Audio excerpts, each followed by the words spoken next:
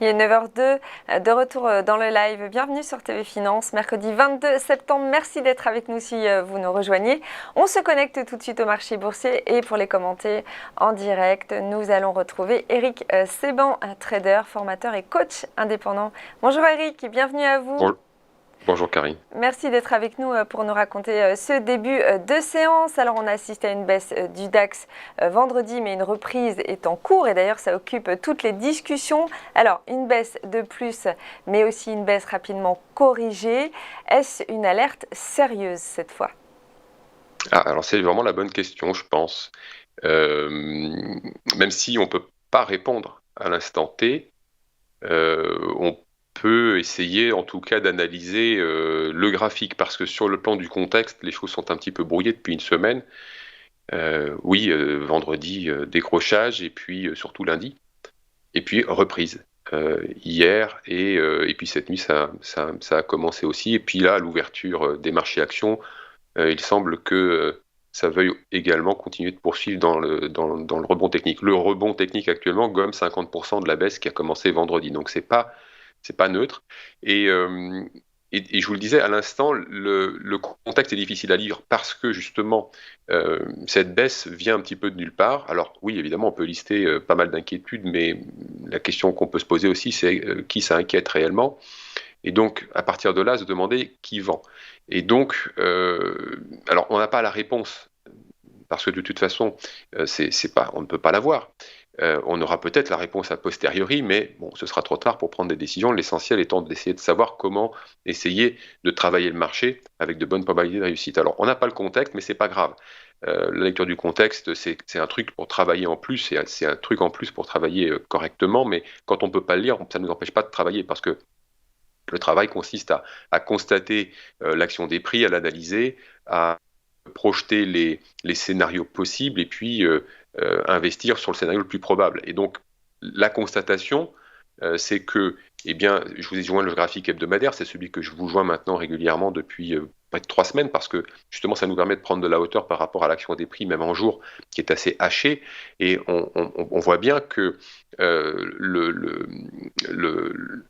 si on met de côté le contexte, Covid, tapering, inflation, Evergrande, tout ce qu'on veut, bon, ce qu'on constate en regardant le graphique, c'est que, eh bien, vendredi, le DAX est venu chercher le bas du range, ok, il s'est arrêté, il n'a pas tenté de le casser. Lundi, il l'a cassé. La cassure était encore en cours hier, puisqu'on évoluait en dessous.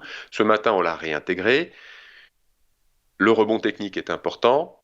Et tout ça me rappelle, en fait, eh bien, le 19 juillet. Tout simplement. Donc c'est pour ça que la question, est-ce que c'est sérieux pour le moment? Est-ce que c'est une alerte sérieuse à l'instant T, ou est-ce qu'on va gommer rapidement? Pour l'instant, on prend le chemin de gommer rapidement, mais en fait, on aura la confirmation au vendredi, quand le graphique en hebdo sera terminé, et nous aurons à ce moment-là la confirmation soit qu'on est sorti par le bas, soit qu'on a réintégré le range, et à ce moment-là, on va avoir une bougie qui va être assez similaire à celle du 19 juillet. Donc je vous disais, le point bas lundi, ça a été à 30 points près, la même chose que le 19 juillet. C'est assez précis. Et puis, la construction du rebond est également identique, pour le moment en tout cas, entre hier et aujourd'hui. Cette nuit, ça a commencé à 2 heures, donc on peut parler d'aujourd'hui déjà.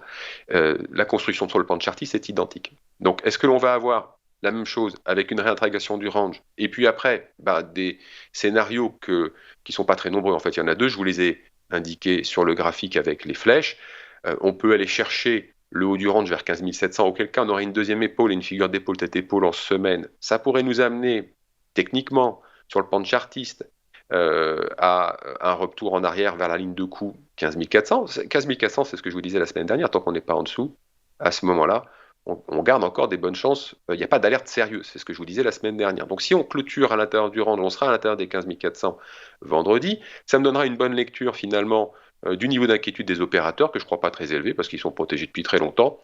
Evergrande est un épiphénomène. En tout cas, à l'instant T, il n'y a pas d'élément qui nous indique que ça puisse être quelque chose qui va échapper au contrôle de ceux qui peuvent soutenir ce type de crise. Donc, les probabilités que le marché continue de stabiliser et de rebondir restent pour moi fortes. En tout cas, ça se démontre pour le moment. On aura la confirmation qu'à la fin de la semaine. Est-ce qu'à l'instant T, on peut prendre des positions swing? Ben non, parce que justement, la lecture du contexte nous empêche de le faire. Donc, on va travailler en intraday. Et pour travailler en intraday, on va se poser la question très simplement, est-ce qu'on a eu un signal de baisse Non. Donc par conséquent, on peut continuer d'acheter pour viser un peu plus haut, acheter des replis. C'est dans ce sens-là que pour l'instant, jusqu'à en tout cas, faute d'informations nouvelles, les probabilités de réussir les opérations sont les meilleures. Et il est préférable d'attendre un signal technique quand on le peut, parce que ça vous donnera un bon timing par rapport à vos interventions et probablement un peu plus de sérénité dans cette période un petit peu mouvementée. Bon, bref, en gros, qui vendait j'en sais rien, on le saura plus tard, mais pour l'instant, ça ressemble quand même beaucoup à des algos. On verra la suite. Merci Eric, merci pour cette analyse en direct et ce premier point sur le DAX et les marchés pour savoir quelles sont les tendances, les stratégies à adopter. On a bien compris, on continue d'acheter des replis et on attend un signal technique. On marque une courte pause et on poursuit ce live en direct, comme son nom l'indique, avec nos market movers, 3 valeurs que notre expert a sélectionnées pour vous. À tout de suite.